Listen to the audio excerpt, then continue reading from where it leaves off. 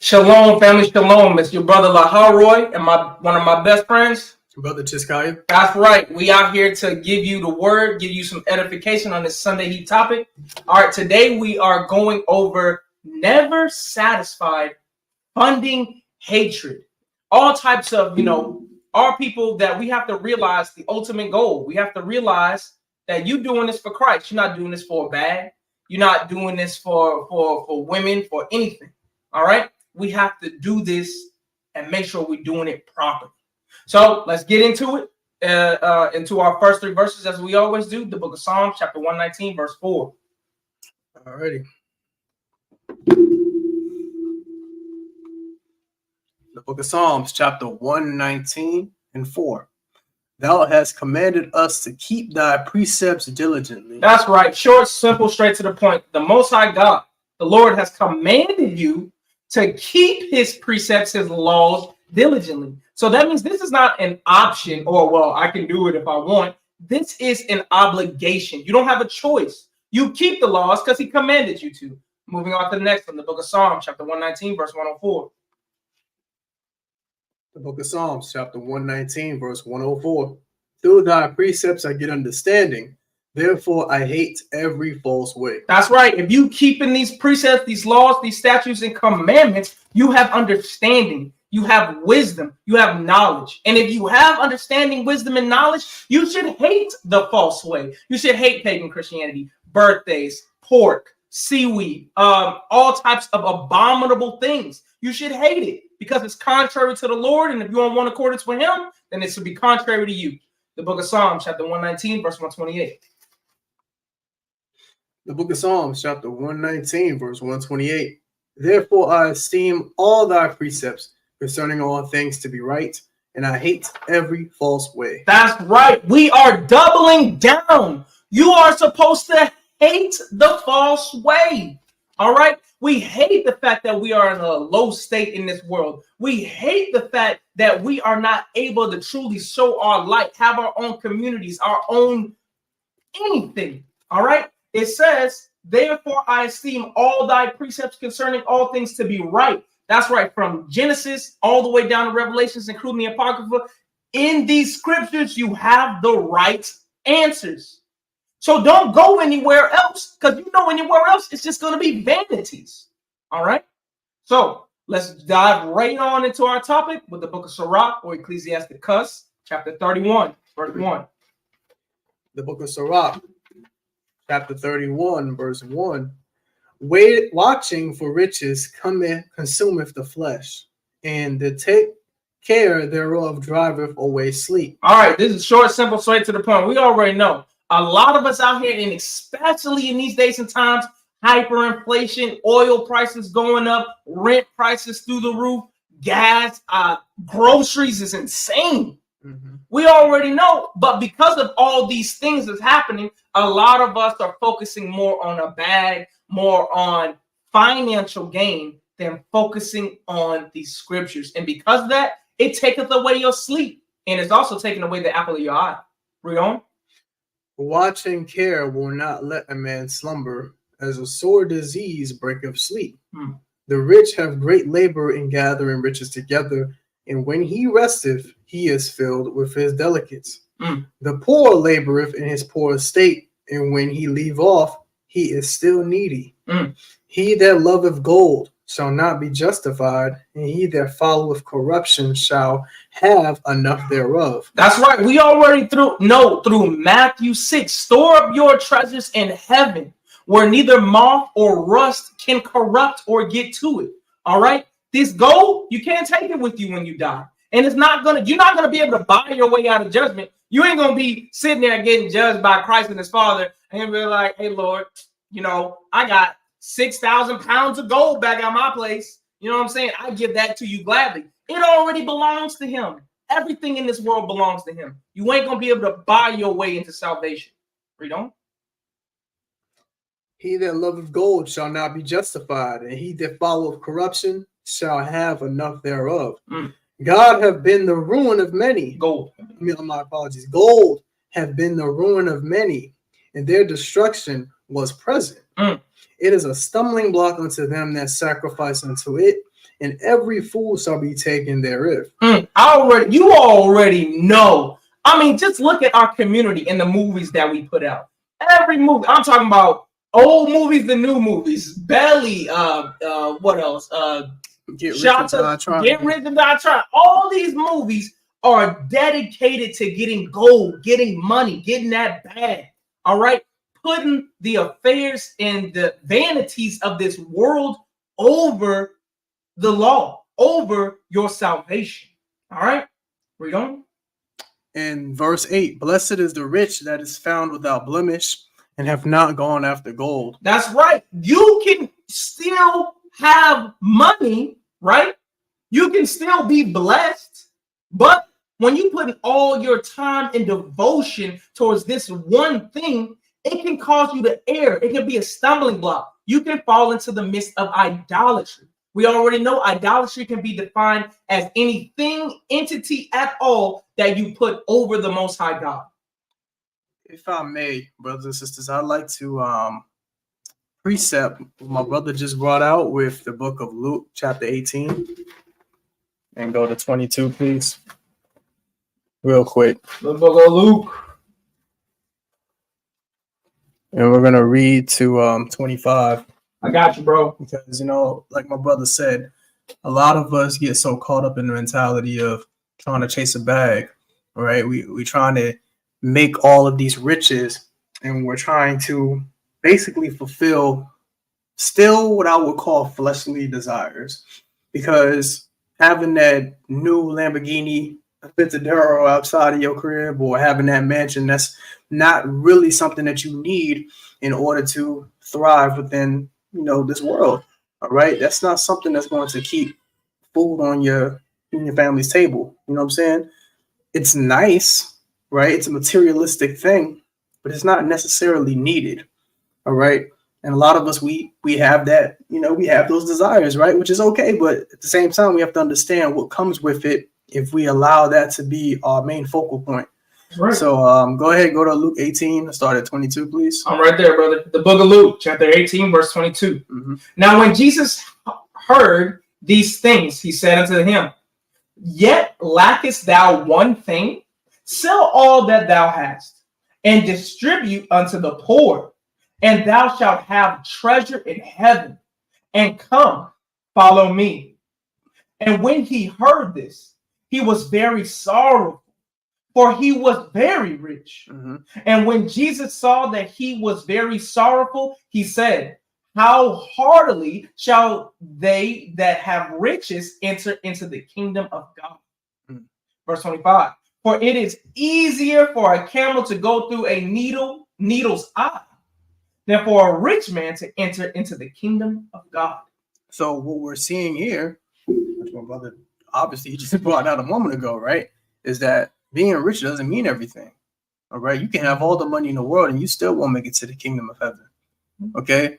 And we also have to look at it from the standpoint that our people have become very covetous over riches, money, and things of that nature. That's been one of our downfalls for the longest periods of time. We'll do anything for the bread, right?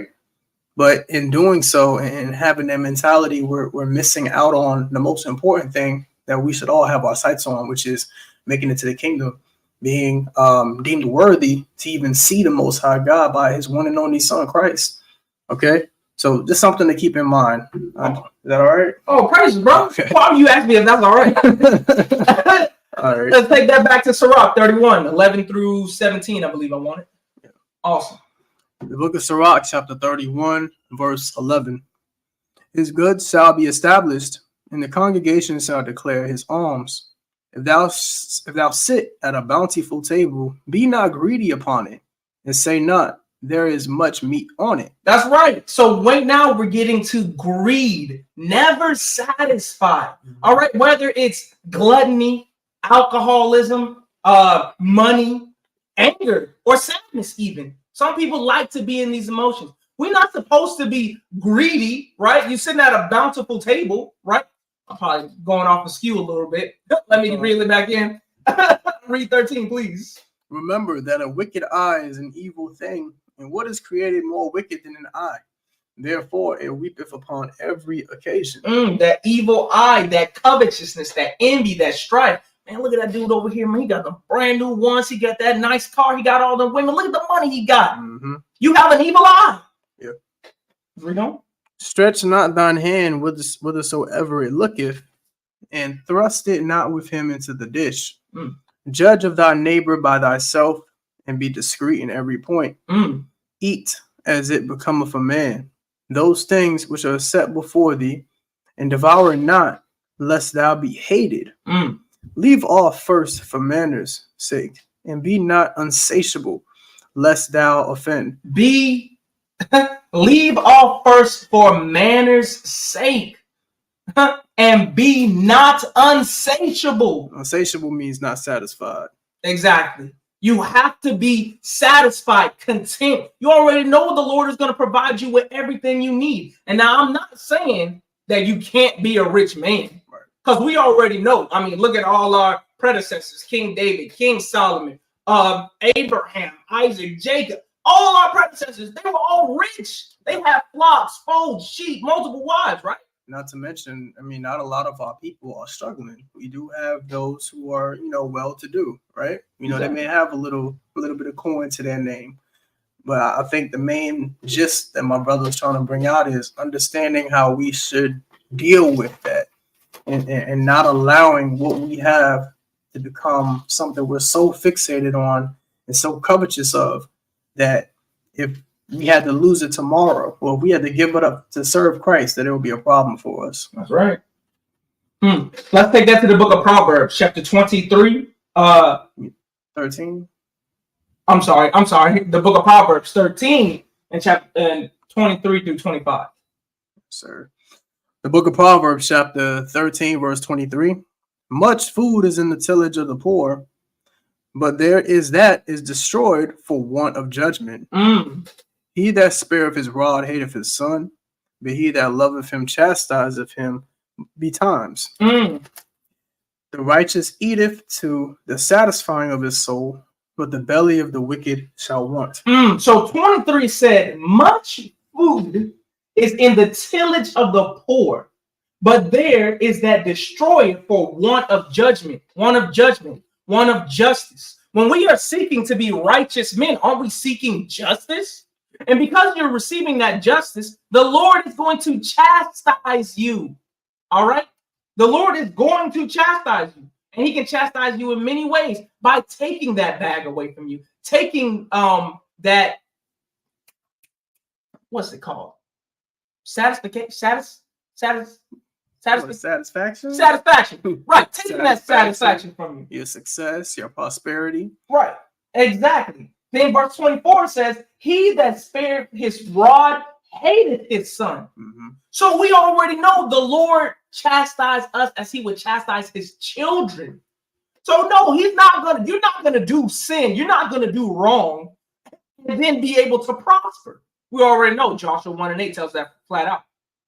Verse 25, the righteous eateth in satisfying of his soul. Just like we was reading in 31, we're not going to be unsatiable, but the wicked, they always want. They're never satisfied. They need more money. They need more food. They need more women. They need more cars. They need more everything. Nothing will satisfy their soul. Let's take that to the book of Genesis, Sirach. Let's take that back to Ecclesiasticus 11. The book of Sirach, chapter 11, verse 14. Prosperity and adversity, life and death, poverty and riches come of the Lord. That's right. Everything comes of the Lord. Now, we ain't saying that you can just sit on your bottom all day and you're going to be a rich man if you just pray for it. Obviously, you got to put in your works. You got to put in your labors. Faith without works is dead. Exactly. But along with your labors, you're supposed to be praying to the Lord on every occasion. What's that? Sirach 37 and 15, I believe. But yeah, read on, please. Wisdom, knowledge, and understanding of the law are of the Lord. Love and the way of good works are from him. Error and darkness in their beginning together with sinners and evil shall wax old with them that glory therein. Mm. The gift of the Lord remaineth with the godly, and his favor bringeth prosperity forever. His favor bringeth prosperity forever. So instead of, I know if I get this money, I'm going to be right. You're supposed to be relying on the Lord, is you not? Yeah. You rely on the Lord, and he's going to give you everything that you need, including the wisdom and the knowledge to obtain these things. Read on. There is that waxeth rich by his weariness in pinching, and this is the portion of his reward.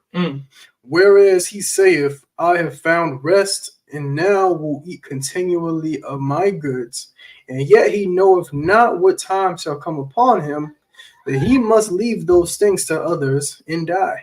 Exactly. Let's go back real quick. Proverbs 13 and 22. All right, just real fast. Matter of fact, I'm going to read it. You ain't even got to go there. Okay. The book of Proverbs, chapter 13, verse 22. A good man leaveth an inheritance to his children, his children's children, and the wealth to the sinner is laid up for the just. You can't take this money with you when you die. All these labors, all this pension, all this, nah, man, we ain't gonna go on vacation. Nah, we ain't gonna give alms. Nah, we ain't gonna do this, we ain't gonna do that because we trying to save a dollar. You saving a dollar for your children's children is really what you're doing. Because when you're supposed to be doing. All right, what you're supposed to be doing, because you cannot take this with you when you go. Read on. Where was that? 20. Be steadfast in thy covenant, and be conversant therein, and wax old in thy work. Marvel not at the works of sinners, but trust in the Lord and abide in thy labor. For it is an easy thing in the sight of the Lord on the sudden to make a poor man rich. It is an easy thing. If you have favor with the Lord, it's an easy thing. He'll grant you. I'm not going to go into personal stories, but I know for a fact this is the case. The Lord will, out of nowhere, you find money that's been stored away for you for a long time now. Please. If I may, just to add on to that, special attention to when it says marvel not at the works of sinners. A lot of us do that, and sometimes it just happens, subconsciously. A lot of us on social media, a lot of us watch TV, we watch movies, we're seeing other people who look like us, who may have everything that we want. But where we oftentimes miss is the fact that they may have all those things, but you don't know how they got it. You don't know if it was Satan who gave it to him, or we don't know if it was the Most High gave it to him. So the Most High knew that we would be in these type of situations, which is why with all the wisdom he has, he told us specifically not to marvel, which means don't be so impressed by. You know what I'm saying? Don't be so shooketh by what you're seeing from other people, because they're in the midst of sin. So whatever that they have right now, it's not going to last anyway. Okay?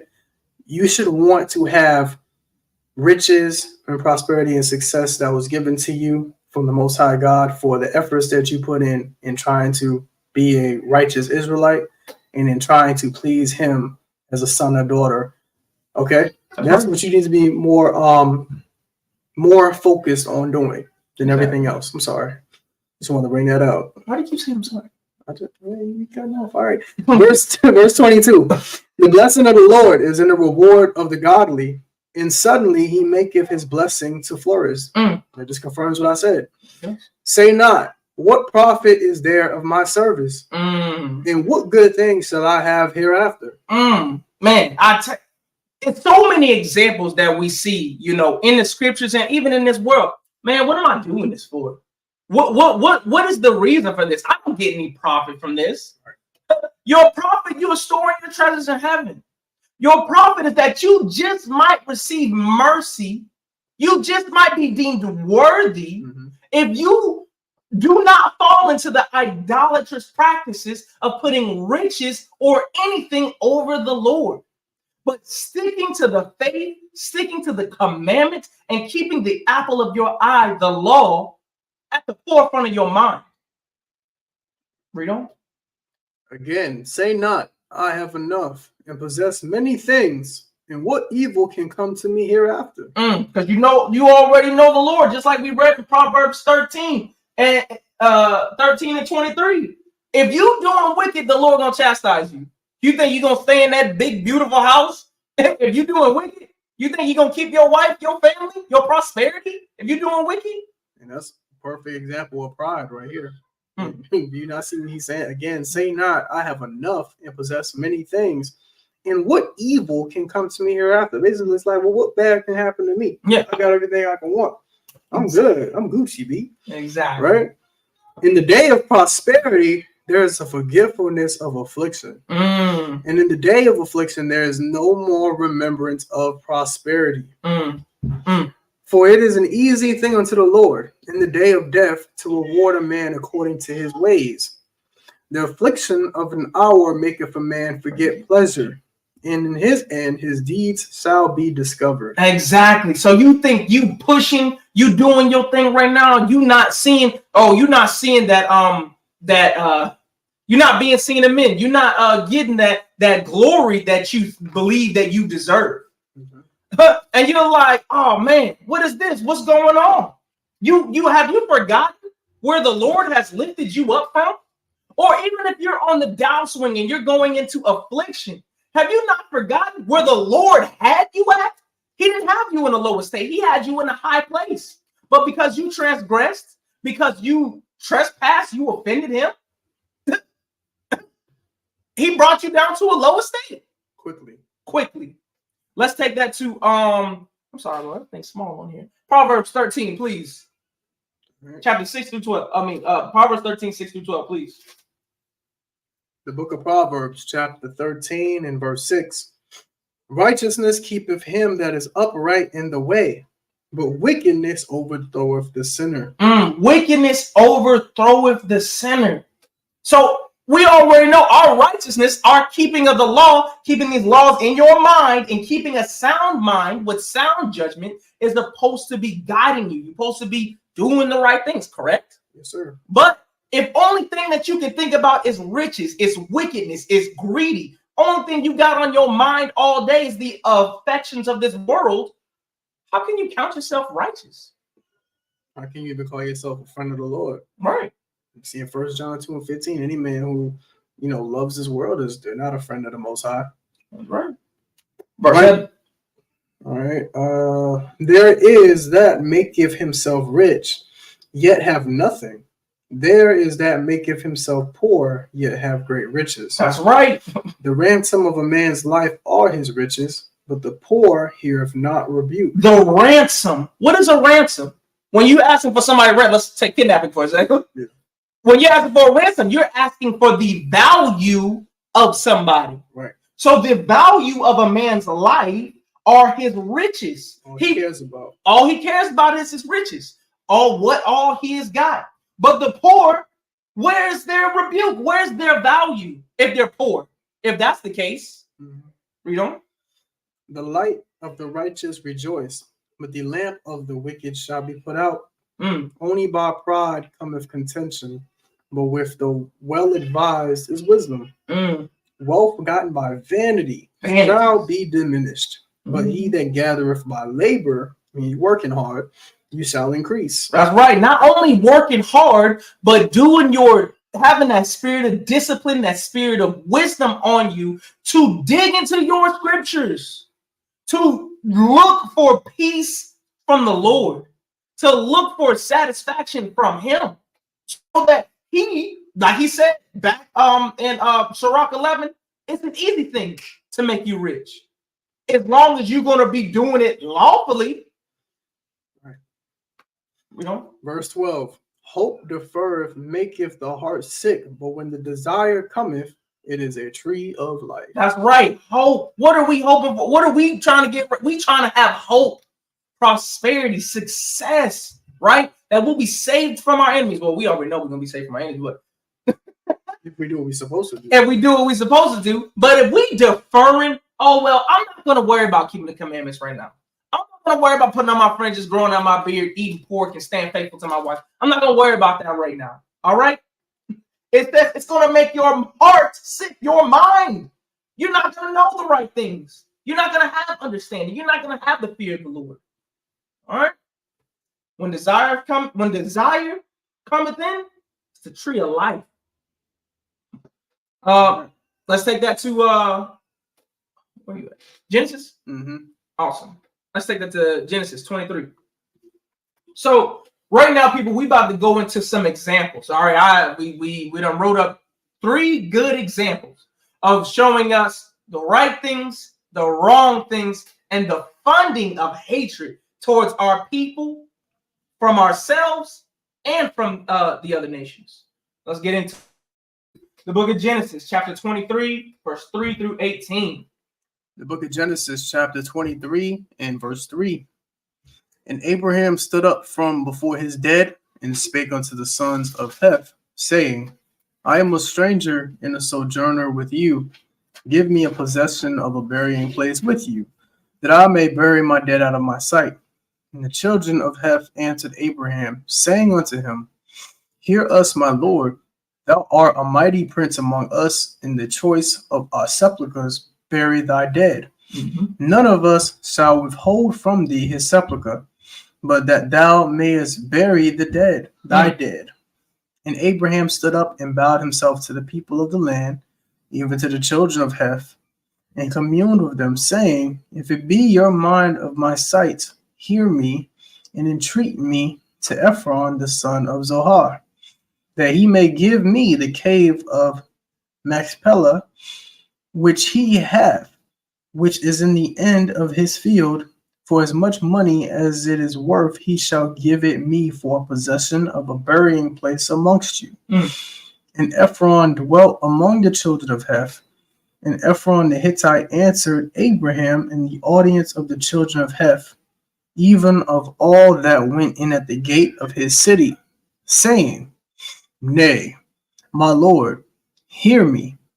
The field give I thee, and the cave that is therein I give it thee in the presence of the sons of my people. Give it I thee, bury thy dead. And Abraham bowed down himself before the people of the land, and he spake unto Ephron in the audience of the people of the land, saying, But if thou wilt give it, I will pray thee.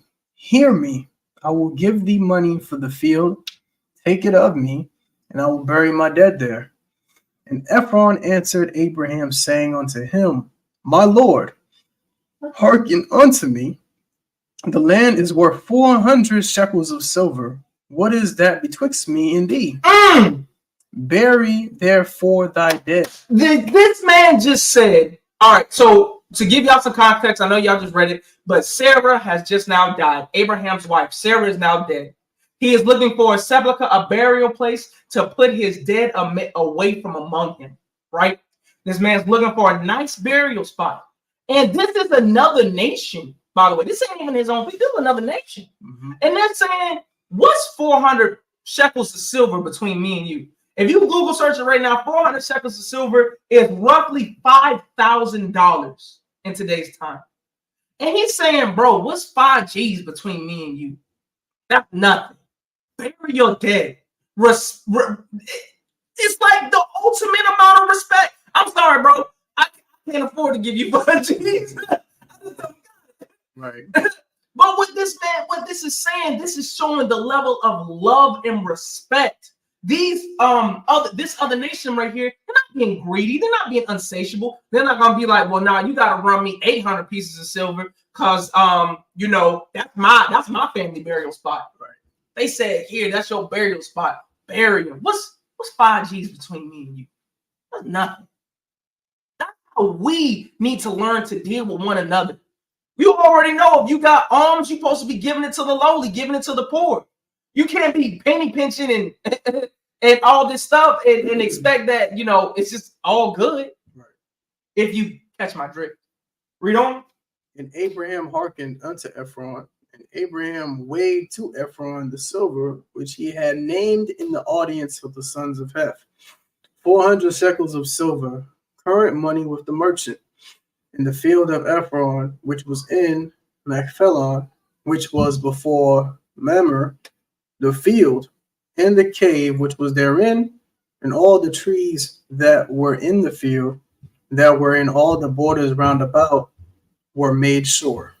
Unto Abraham for possession in the presence of the children of Heth, before all that went in at the gate of his city. I'm just saying, it shows a level of integrity on Abraham's part to not try to get over on the people of the land, but rightfully pay and own and possess something that he was desiring, right? And it shows a level of respect and love that this other nation had for Abraham and his seed and his people to say, bro, it's all good. You don't even got to pay us. Bury your dead there. It's all good, family. 5Gs ain't nothing between me and you. If only we could learn to do that. People killing each other over all types of frivolous things. Phones and chargers and shoelaces and girlfriends. 5G is nothing. Man, let's take that on to the next example. The next example is the book of Matthew, chapter 26, verse 14. I believe we all know what this one is. The book of Matthew, chapter 26, and verse 14. Then one of the 12, called Judas Iscariot, went unto the chief priests and said unto them, what will ye give me, and I will deliver him unto you? What you gonna give me, man? Come on, I'm gonna sell him out. What you got? What you got? Madness. And they covenanted with him for 30 pieces of silver. And from that time, he sought opportunity to betray him. That's insane. Abraham had enough integrity, and the sons of Heth said 5Gs ain't nothing, right? 400 pieces, but 30 pieces of silver, if you Google search that, that's around $350 to $400. $400 to sell out the most powerful being to ever exist in this realm. $400. Yeah, I'm saying. That's hatred. That's covetousness. That's unsatiable greed is what that is. He was already the bag man of the apostles. He already carried all the money. Mm-hmm. What you needed $400 for? It's like, seriously, what did you even need it for? Not to mention, we already know through the scriptures that the Most High will give you what you want. Sometimes you just have to ask him. You know what I'm saying? And you have to be worthy enough to even receive it. A lot of times our people have gone to the other nations for things that they thought they needed, but they just trusted in the Most High and had faith. Most High would have gave it to them. Exactly. 100%. Let's move on to our third example. All right. We're going to go to the book of Esther. We just came from Purim not too long ago, so we should know. Mm-hmm. Just came from the book of Esther, chapter 3, and verse 8 through 11. Please, sir. The book of Esther, chapter 3 and verse 8. And Haman said unto King Ahasuerus, there is a certain people scattered abroad and dispersed among the people in all the provinces of thy kingdom. And their laws are diverse from all people. Neither keep they the king's laws. Therefore, it is not for the king's profit to suffer them. What does this profit mean? What's what we was reading in Sirach 31? Oh, what profit am I getting from honoring these people? What profit do I get from honoring the Lord and keeping his laws? King Ahasuerus and Haman, they didn't see no profit in that. Mm-hmm. Why would we even allow them to live? There's no profit that they bring to our nation. Read on. If it pleases the king, let it be written that they may be destroyed.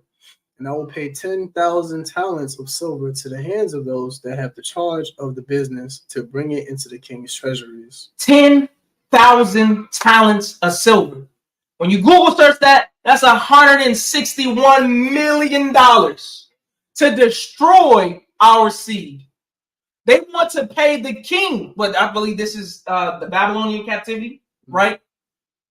He is willing to pay the $161 million, kill these people and remove them off from the face of the earth. It's literally funding hatred. Not unlike what we experience today. Not unlike what just name a couple of these Planned Parenthood, right? These lobbies, these things that they do, these grievous decrees. Matter of fact, speaking of grievous decrees, we're coming right back. But go to Isaiah 10, 1 and 3. 1 through 3, please. We're coming right back. Isaiah 10, 1 through 3. No, it's right there, bro. All right.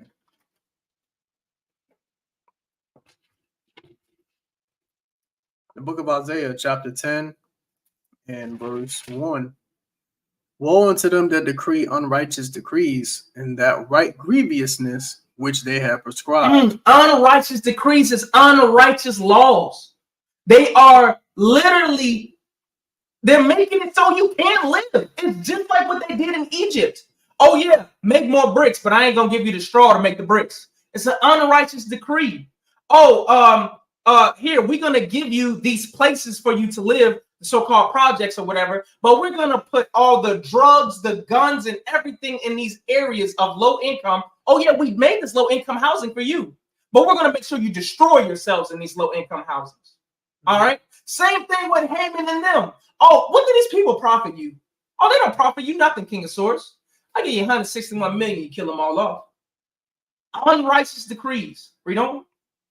Turn aside the needy from judgment, and to take away the right from the poor of thy people, that widows may be their prey, and that they may rob the fatherless. And what will ye do in the day of visitation, and in the desolation, which shall come from afar? To whom will ye flee for help, and where will ye leave your glory? Where's your money gonna get you on the day of visitation? Where are your unlawful decrees, all your weapons, all these things that you covet, that nothing but rust and moths are gonna take over? What are you gonna do on that day? I hope you stored up your treasures in heaven. I hope you separated yourself from the wicked.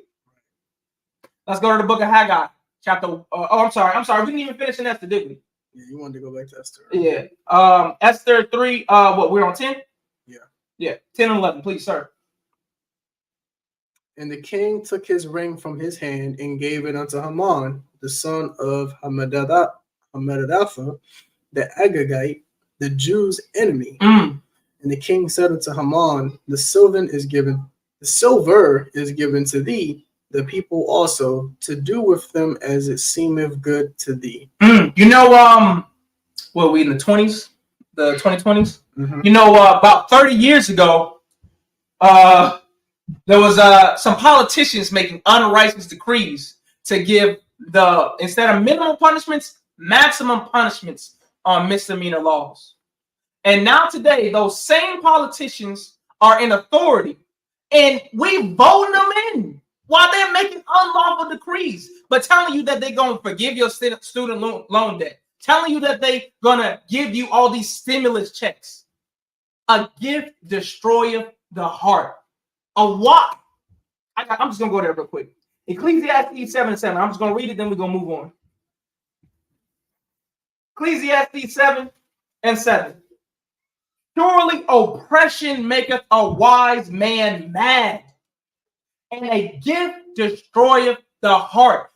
Time and time again, century after century, regime change after regime change, nothing has changed. We still covet after money. We still covet after these other people's gods. We still going after unsatiable appetites. We can't seem to fill our bellies. Why can't we seem to fill our bellies? Haggai 1. The book of Haggai, chapter 1 and verse 1.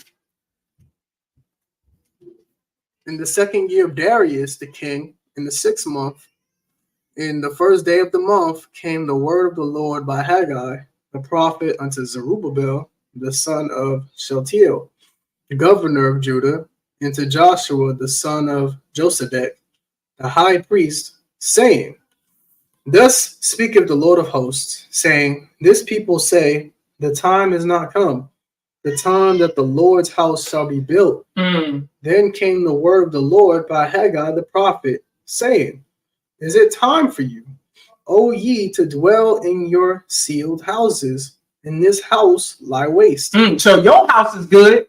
Your house got solid foundation. But what about the Lord's house? What about our nation? Where's our houses, our banks, our governments, our armies? Where's our glory? Where's our rightful place in this world? Right? But we got Section 8 housing, and we get government stimulus checks. It's all good. And we go after that bag every chance we get. Read on. All right. Thus saying the Lord of hosts, saying, This people say, This time is not come, the time that the Lord's house shall be built. Then came the word of the Lord by Haggai the prophet, saying, Is it time for you, O ye, to dwell in your sealed houses, and this house lie waste? Now, therefore, thus saith the Lord of hosts, consider your ways. Ye have sown much, and bring in little. Ye eat, but ye have not enough. Ye drink, but ye are not filled with drink. Ye clothe you, but there is none warm, and he that earneth wages to put it into a bag with holes. Exactly. What do? You know what's crazy about this whole system that we currently live in right now? You are taxed at every turn, where you got income tax, gross pay tax, then you're paying tax at the grocery store. Then your money is going right back to the people that just gave it to you. And then you call it a reward, an oblation, what's it? A gift? You think they're doing right by you? None of the money that we're making is even things that we're able to enjoy fully. Right. A lot of it all has to go right towards bills. It has to go towards other obligations. Credit that they make you feel, oh yeah, here's some credit, here's some money you can utilize. You still got to pay that back. You don't pay it back in a certain amount of time, they start tacking on interest.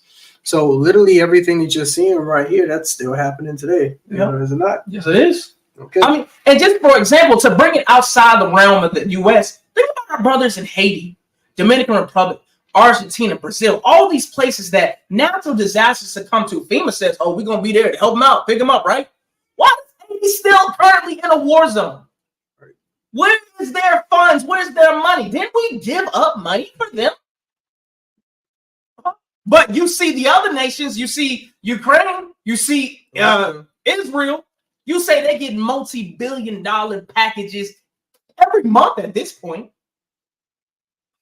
Never satisfied, unsatiable greed, and funding hatred. Let's take that to the book of James, chapter 4.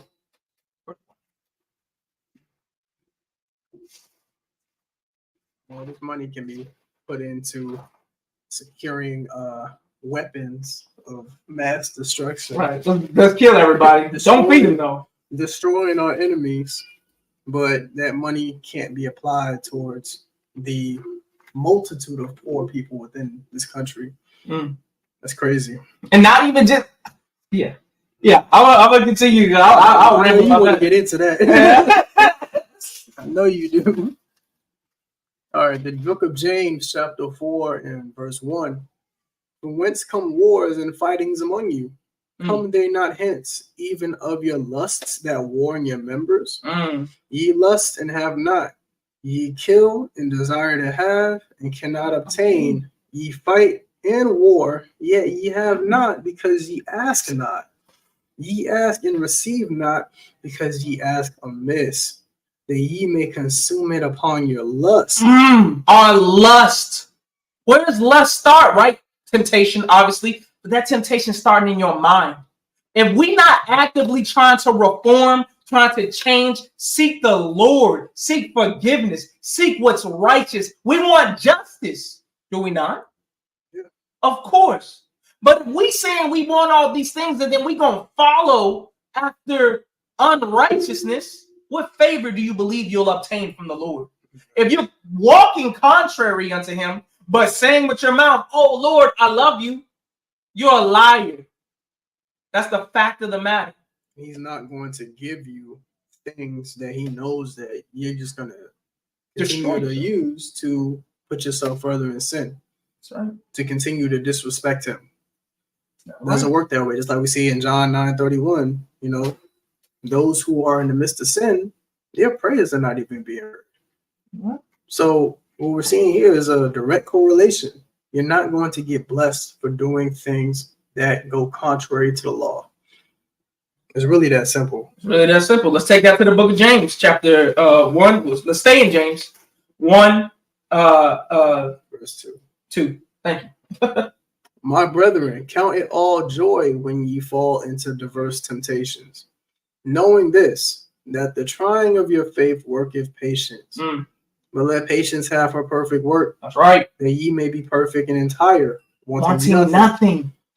If any of you lack wisdom, Let him ask of God, that he giveth to all men liberally and upbraideth not, and it shall be given him. But let him ask in faith, nothing wavering.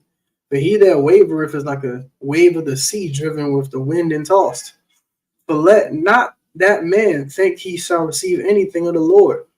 A double-minded man is unstable in all his ways. That's right.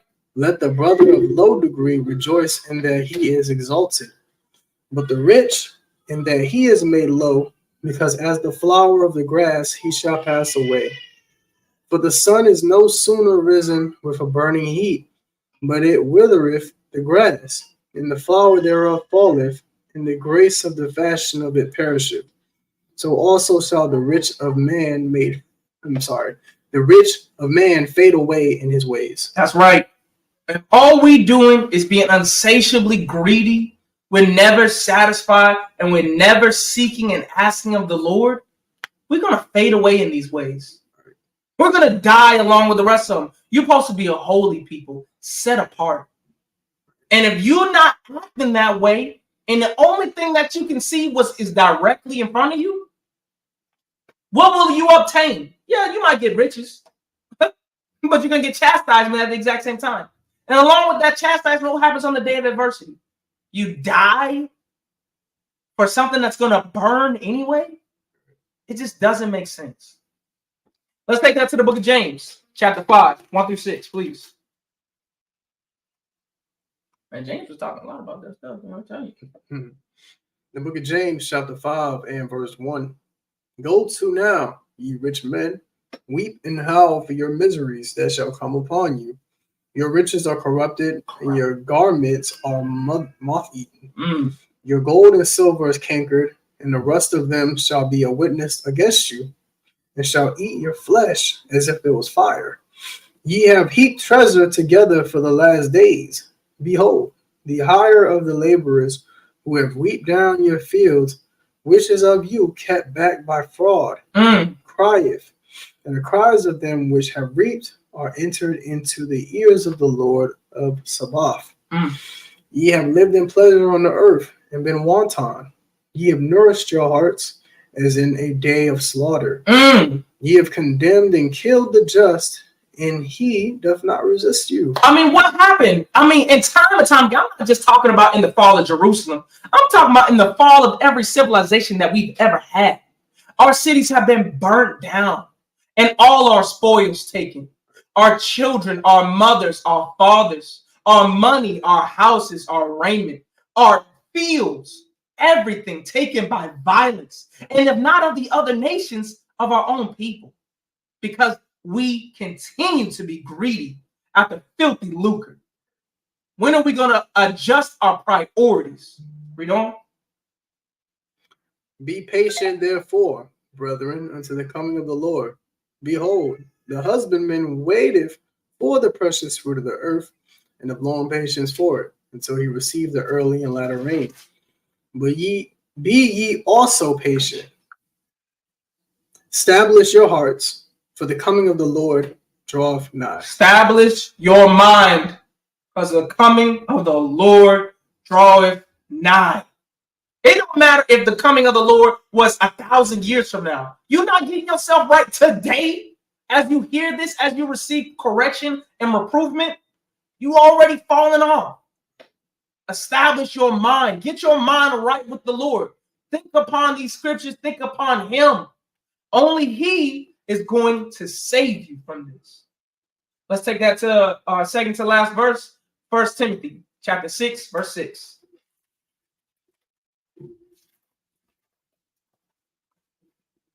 The book of 1 Timothy chapter 6 and verse 6.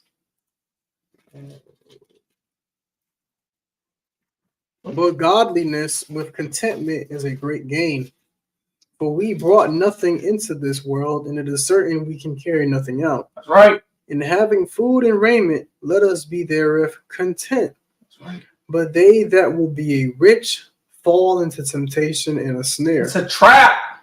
And into many foolish and hurtful lusts, which drown men in destruction and perdition. For the love of money is the root of all evil, which while some coveted after, they have erred from the faith and pierced themselves through with many sorrows. Once again, even this verse in and of itself, which is really direct to the point, it's not saying that there's something wrong with money. It said the love of money is the root of all evil. That unsatiable greed, that funding. Oh yeah, man, I got this bag, bro. You know what I'm gonna do with this bag? I'm about to go get me a brand new gun. And I'm taking out Tommy over there. He stepped on my shoes the other day, costing me money. It's hatred. All right, it's the same patterns that we fall into time and time again. There's nothing wrong with having money, but if you put anything, and I do mean anything, over the Lord, you are in idolatry. It's the fact of the matter. You will not be blessed. You will not be proficient. You will not be successful, let alone at peace. And then this even goes for, those who, making their money through profiting off of the destruction of your people. You will be destroyed for that. Right. So all these drug dealers, all these other people out here who are using their own to get what they want, it's not going to be good for you. That's right. There is righteous ways to attain the success and prosperity that we're all looking for. And we have to allow the Most High to give it to us. Okay? Not allowing Satan to do it, not allowing the white man to do it, not allowing the other nations to do it, not trying to sell yourself out or your soul out or a family member out to get what you want. All right? Still showing love and just waiting on the Lord. He knows what you need. He'll take care of you. But you have to have faith in that. All right. You gotta let the Most High cook. All right. You already know. The whole Matthew 6. When you get a chance, go read it. There's a lot of precepts that I didn't put in here that go. I mean, we just read it in James. He said that moths corrupt. Right. I mean, I think it's what, Matthew 6 and 9, maybe, or 6 and 12, talking about moth and rust corruptive. But I digress. Let's take that to the book of Matthew, chapter 26, verse 6. Book of Matthew, chapter 26 and verse 6. Now when Jesus was in Bethany, in the house of Simon the leper, there came unto him a woman with an alabaster box, a very precious ointment, and poured it on his head, as he sat at meat. But when his disciples saw it, they had indignation, saying, to what purpose is this wash? For this ointment, for this waste, for this ointment might have been sold for much and given to the poor. When Jesus understood it, he said unto them, why trouble ye the woman? For she hath wrought a good work upon me. For ye have the poor always with you, but me ye have not always. For in that she hath poured this ointment on my body, and she did it for my burial. Verily I say unto you, wheresoever this gospel shall be preached in the whole world, there shall also this, that this woman have done, be told for memorial of her. That's right. One last thing I'm going to say. It's funny how the same man who was just upset about the waste of precious ointment sold him out for $400 not a moment later. Crazy. Insane. Absolutely. There's just no excuse for that. Man. No excuse. But I mean, this is something that our people have been doing to each other for generation after generation. All right. It wasn't just seen in that movie Queen and Slim. It wasn't just seen in some of these other examples, right? Judas did this to Christ. He knew the value of Christ. He knew how powerful he was. He knew his significance. He knew how much he was loved by Christ. And he still, for money, filthy lucre, betrayed his best friend. Betrayed someone who he knew was the true Son of God. And didn't even care about what would happen to him after doing it. That's the crazy part. He was so consumed by that desire for that bread that he didn't even think about what the Most High would do to him for what he did to his son. That's crazy. It's crazy. And with that, brothers and sisters, I'm Brother Laharoy, my friend. Brother Chiskaya. That's right. And with that, we say